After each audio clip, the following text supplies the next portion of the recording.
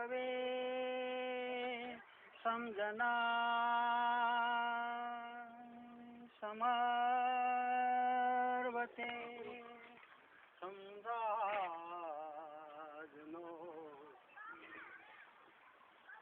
ओम प्रकृते नमः। बोलिए ओम प्रकृते नमः।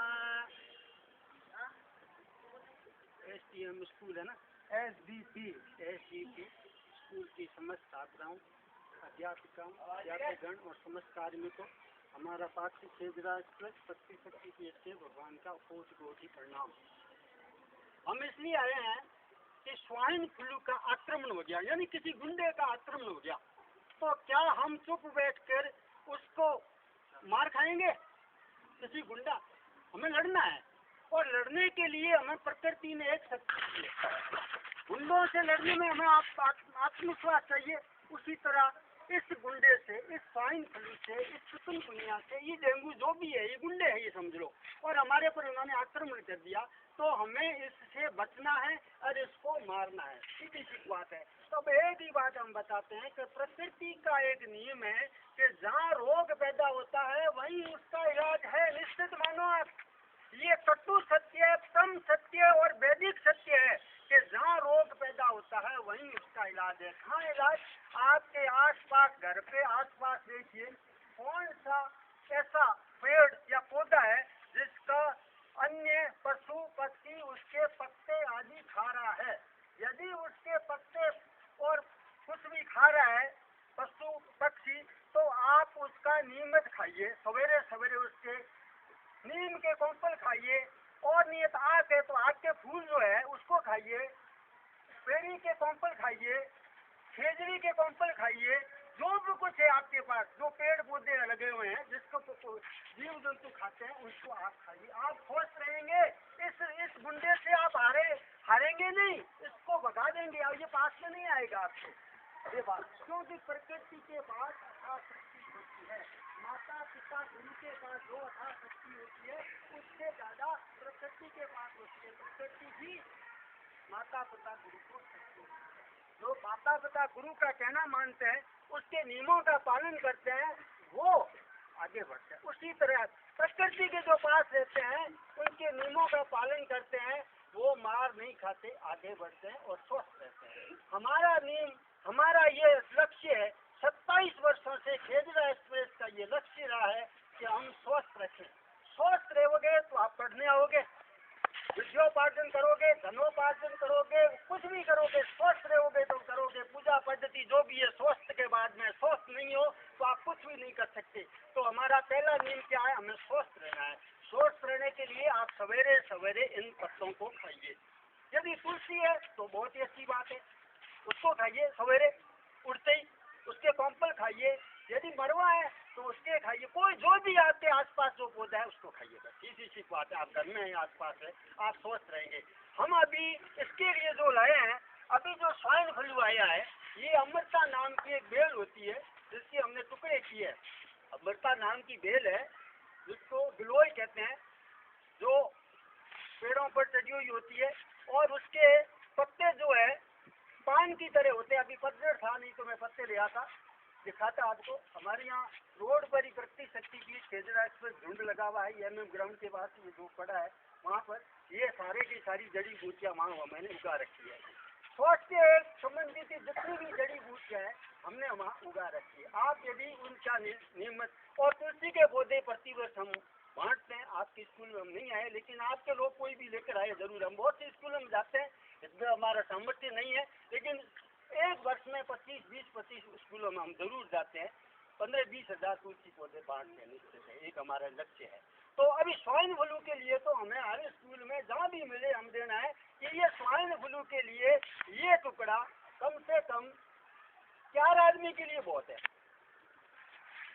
इसको आप कूटिए अदरक की तरह, और जितने सदस्य है उसके सदस्यों का हिसाब, प्रति सदस्य 2 पत्ते नीम के डालिए इसमें, और तुलसी के पत्ते भी डाल दीजिए है तो।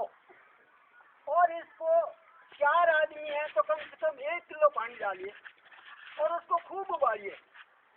आधा रह जाए, आधे से कम रह जाए तो बड़े छोटे के अनुपात से, छोटा है तो थोड़ा और ज्यादा है तो 100 ग्राम 50 ग्राम इस या झूठ पिए। कड़वा है तो आप इसको मिश्री मिला लीजिए, कड़वा लगता है तो आप मिश्री भी मिला सकते हो, कोई नुकसान की बात नहीं है।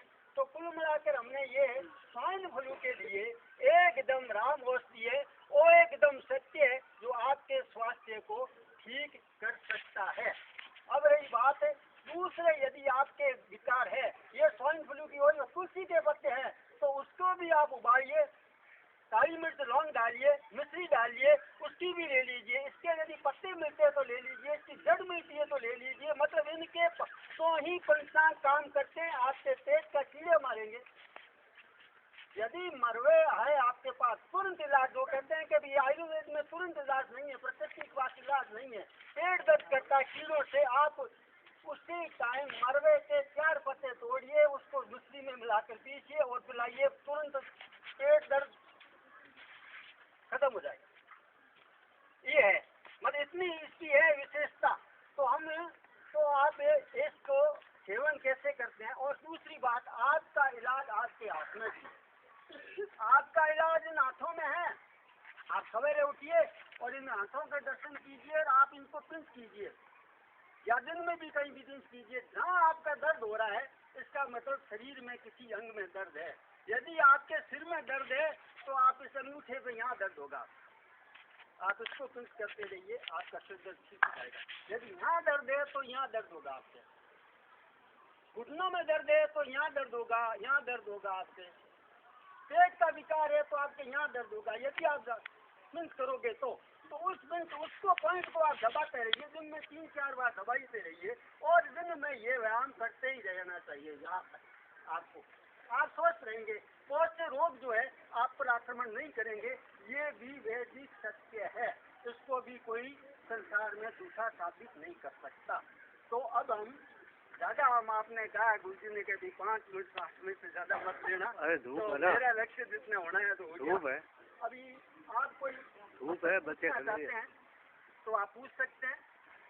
और समझ में आ गया ना सर, ठीक है। और कोई प्रश्न पूछना है संबंधी, अब आपको इनकी बातें बताओ। और इसके बाद में इसके क्या क्या फायदे हैं। कैंसर में, एक कैंसर रोगी को 100 पत्ते डालिए इसमें, हार्ट का रोगी काम आएगा, कीड़ों के लिए बांट के, शुगर के लिए काम आएगा, ब्लड प्रेशर में काम, सब में ये काम करेगा निश्चित ही, ये परम सत्य है। अब आप हम पूर्ण कर दें अपना काम, ठीक है। अब हम आपको तो बताते हैं कि आपके घर में शांति कैसे रहे, मोहल्ले में शांति कैसे रहे, देश में शांति कैसे रहे, विश्व में शांति, उसका एक मंत्र देते हैं।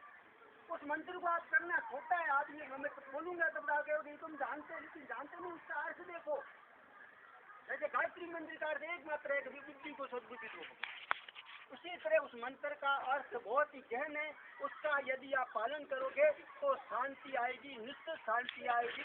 मैं उस मंत्र को आपको दे रहा हूँ, आप उस मंत्र को मेरे साथ बोलेंगे और उसके बाद में जहाँ भी विवाद होता है और होता है आप उसको निमित कीजिए और ये उसका लाभ होगा।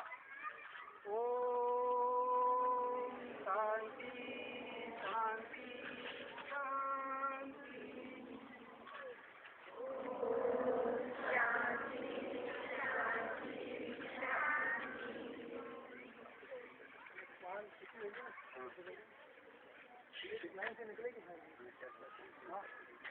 ये इनको बैग इनको दे दो। नहीं, बैग नीचे रख देंगे ना वो नीचे। हाँ ठीक है, मैं चले जाओ, बच्चों को भेज रहा हूँ अपने क्लास में, चले जाओ।